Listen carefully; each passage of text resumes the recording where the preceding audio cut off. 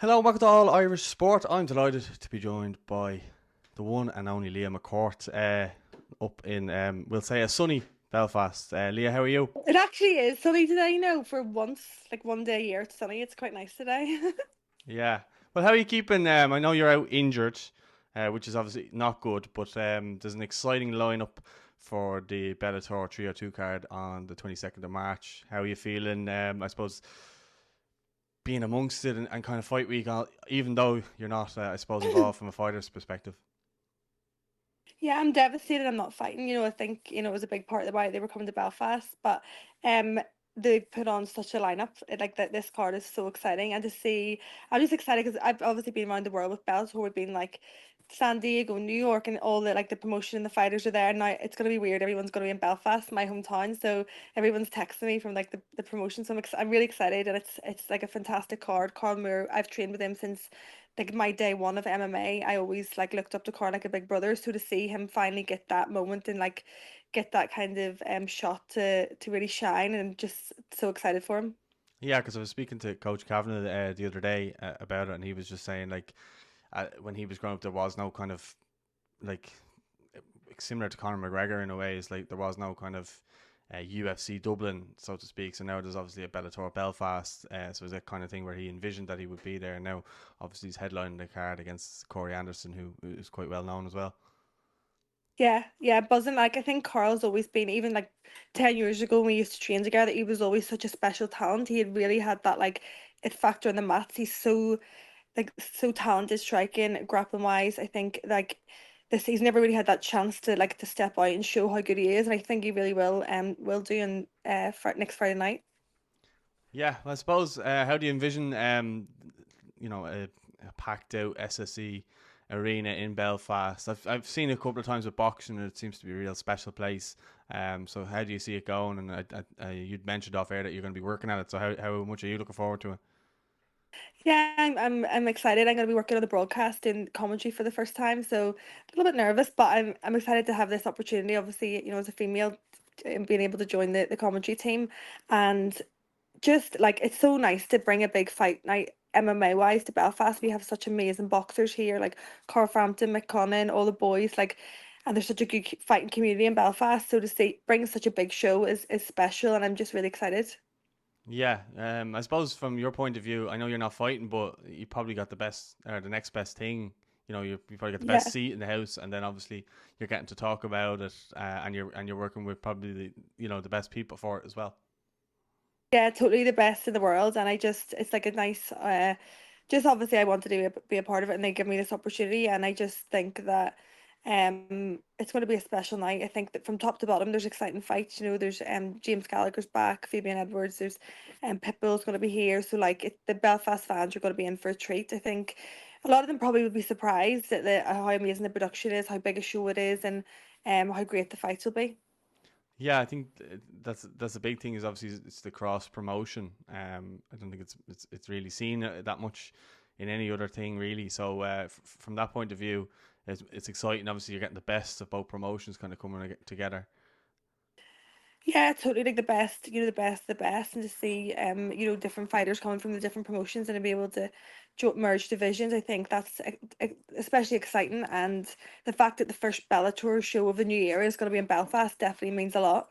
Yeah, talk to me from your own point of view. Obviously, you're sad to miss out, but what's next for you? You were saying, the Cyborg title fight that would have been amazing in Belfast. It would have been a real like homecoming and stuff like that. So, what kind of is next for you? Obviously, recover first, but after that, Yeah, obviously like that was I think the main reason why Belfast was booked, but um that wasn't meant to be. It wasn't in my plan. Obviously, it's happened for a reason. I just need to.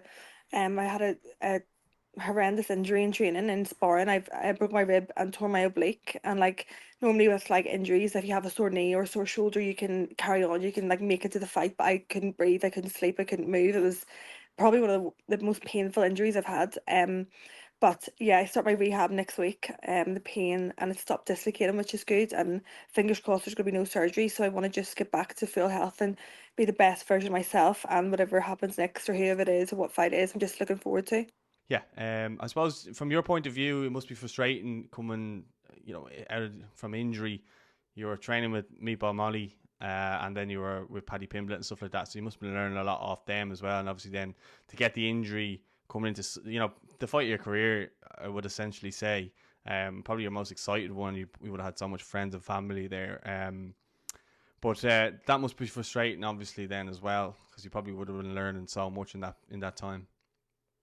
So that's actually my team is in Liverpool next year, and I've done my last three camps there. So, yeah, there's a great room of fighters, amazing coaches, and it's definitely brought my you can see the proof is in the progress in my last couple of fights. I definitely feel like that's at home, and that's where I'm gonna really be the best version of myself. They're surrounded by amazing guys every day. So definitely disappointed, but like I can't dwell on it too much. I'm gonna just try and take the positives, get better, get into the best shape of my life, and prepare for my next fight.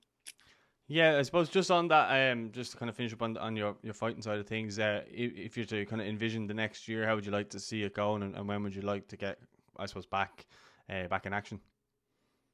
I want to fight around the summertime, and I feel, obviously like that I'm the number one contender in Bellator for the female featherweights. I want to, fight for the world title.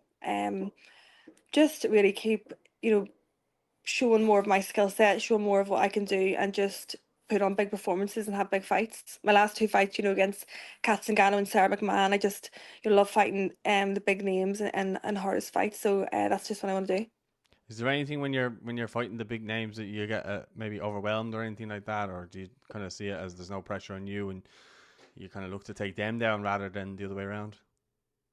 It's always pressure. My fights are always like big events, big spotlight on it, and I think it motivates me even more when I'm fighting people I look up to, like Sarah McMahon, Kat Zingano. Like it was a dream to fight them too. I used to watch them before I even fought, to sort of be able to get in the ring and do what I did. I'm definitely proud of myself to come so far.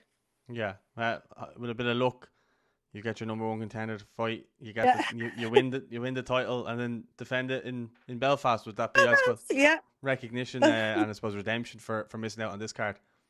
yeah. The dream. I hope that happens. Yeah, I suppose just to finish off, I know you have a friend of yours, Ryan Chaos Curtis, and he had an accident. What's the update on him?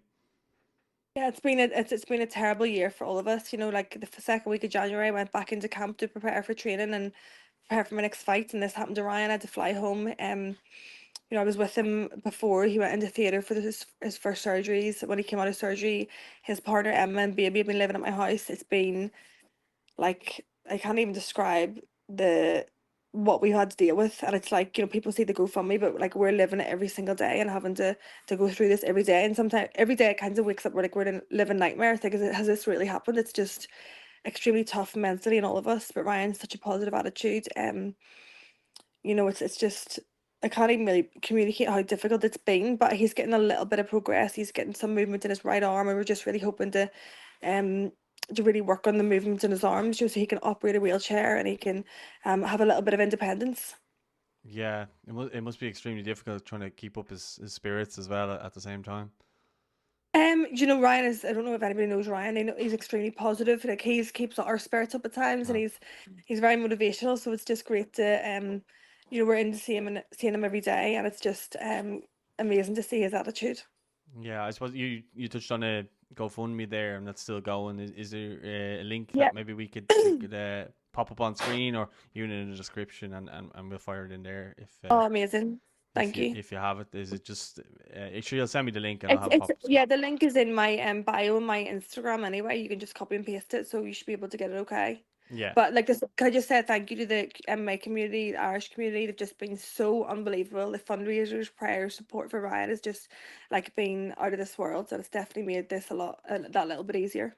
yeah, 100%. And yeah, if you can or if you have anything that you might be able to donate, please do. Leah, I want to say huge Thank you. thanks for your time. It's been a pleasure to chat with you. Best of luck next week on your debut. I'm sure you'll smash it.